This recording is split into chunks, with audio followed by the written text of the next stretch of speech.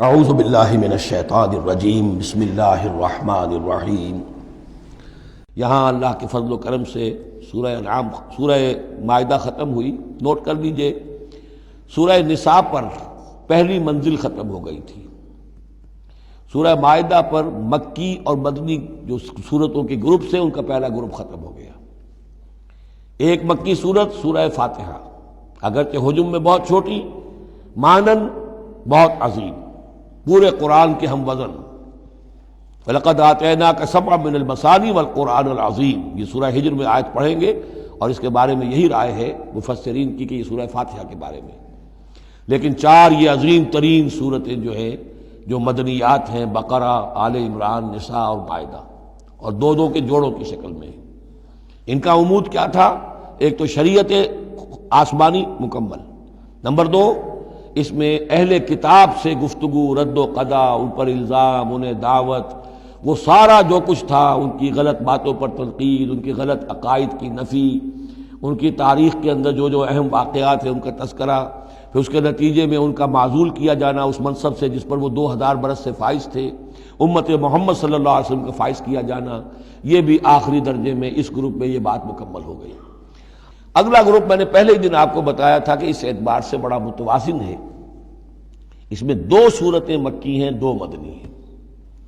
الانعام الاعراف مکیات، الانفال التوبہ مدنیات۔ ان میں جو تقسیم ہے، جو مکیات ہیں اور مدنیات ہیں اس گروپ کی، اس میں سارا معاملہ ہے مشرکین عرب کے ساتھ۔ اب آپ یہ محسوس کریں گے سورہ انعام کو پڑھتے ہوئے کہ جیسے ایک بالکل نئے ماحول میں آ گئے ہیں۔ ہم 4 روز سے جو پڑھ رہے تھے سورہ بقرہ، سورہ آل عمران، سورہ نساء، سورہ مائدہ، منافقین سے باتیں اور یہودیوں سے، نصارہ سے، ان سے، ان سے، اب یہاں جو ہے ساری باتیں ہوں گی مشرکین عرب سے۔ یہ مکی صورتیں ہیں۔ ابھی وہاں نفاق نہیں تھا، منافقت کا کوئی ذکر بھی نہیں ملے گا آپ کو۔ ابھی اہل کتاب کا تذکرہ تو آپ کو مل جائے گا سورہ انعام کے اندر، سورہ اعراف میں، لیکن کوئی ان سے گفتگو نہیں، کوئی براہ راست خطاب نہیں۔ تو میں نے اس کے لیے اپنے ذہن میں ایک چیز رکھی ہوئی ہے کہ یہ 2 جنتیں ہیں قرآن مجید کے اندر۔ وَلِمَنْ خَافَ مَقَامَ رَبِّهِ جنتان، ایک قرآن مجید کی مکی جنت ہے، ایک قرآن مجید کی مدنی جنت ہے۔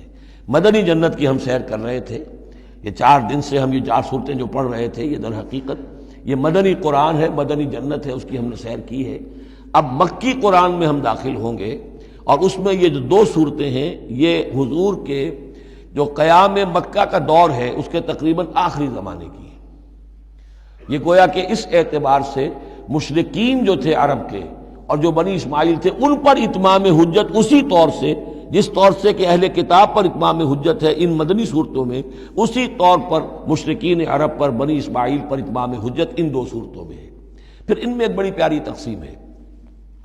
مکی صورتوں میں چونکہ ظاہر بات ہے کہ اہم ترین مضمون ایمان کا ہوتا ہے، اللہ کو مانو، اللہ کی نعمتوں کا اقرار کرو، اللہ کے رسول کو مانو، اور ان میں جو استدلال ہوتا ہے وہ شاہ ولی اللہ دہلوی رحمۃ اللہ علیہ کی اصطلاحات کے حوالے سے آپ کو بتا رہا ہوں کہ 2 طریقے سے اللہ تعالیٰ توحید کی طرف لوگوں کو لاتا ہے۔ التذکیر بآلاء اللہ، اللہ کے احسانات، اللہ کی عظمت، اللہ کی نشانیاں، اللہ کی قدرت، اللہ کی صناعیاں، یہ تو آیات آفاقیہ، آیات انفسیہ، اور اللہ کے احسانات تم پر، ان کی نعمتوں کا تذکرہ، اس کو کہتے ہیں التذکیر بآلاء اللہ، اللہ کے احسانات اور اس کی قدرت کے جو کرشمے ہیں ان کے حوالے سے یاد دہانی، تذکیر۔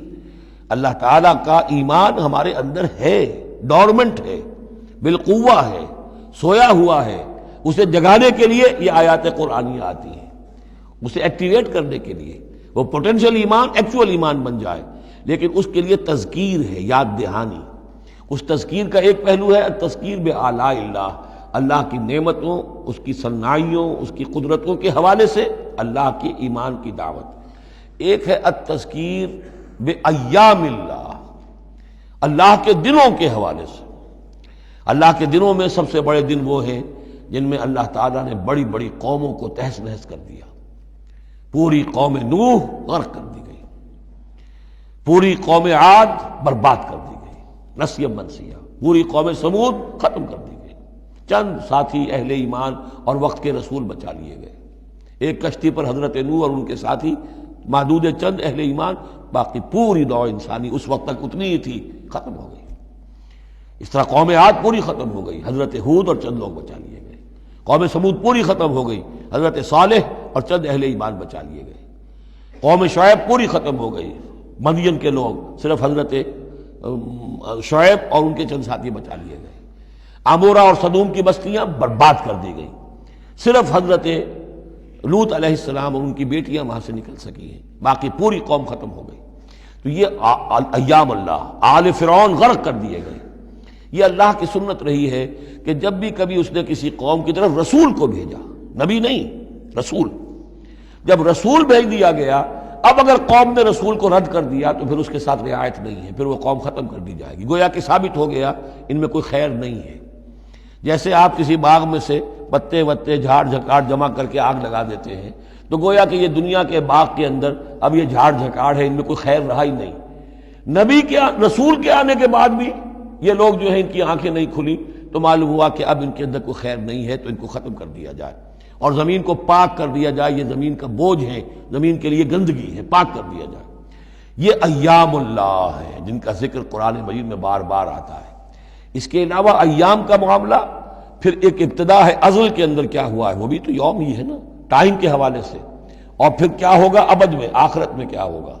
یہ جو ہے سلسلہ تخلیق اور ازلی حقائق، اور پھر یہ کہ بعث بعد الموت، اور پھر کیا ہونا ہے عالم برزخ میں، اور پھر کیا ہونا ہے عالم آخرہ میں، اور پھر کیا ہوگا وہاں پر اصحاب جنت بھی ہوں گے، اصحاب جہنم بھی ہوں گے، اور وہ بھی ہوں گے کہ جو درمیان میں ہوں گے.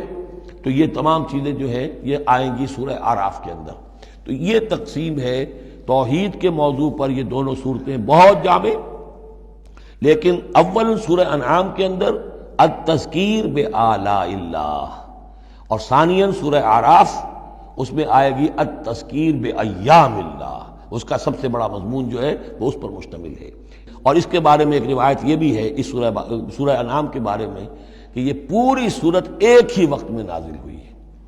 سورہ بقرہ کی آیات مختلف اوقات میں نازل، سورہ مائدہ اسی طریقے سے، لیکن یہ سورت پوری کی پوری بیک وقت نازل ہوئی ہے. اور الفاظ یہ آتے ہیں کہ 70,000 فرشتوں کے جلوں میں حضرت جبرائیل علیہ الصلوۃ والسلام اس سورت کو لے کر اترے. اور یہ پوری سورہ انعام ایک ہی نشست میں، یوں سمجھیے ایک ہی تنزیل کے اندر یہ جوں کی تو اسی طرح پوری کی پوری اتری ہے. صدق اللہ العظیم.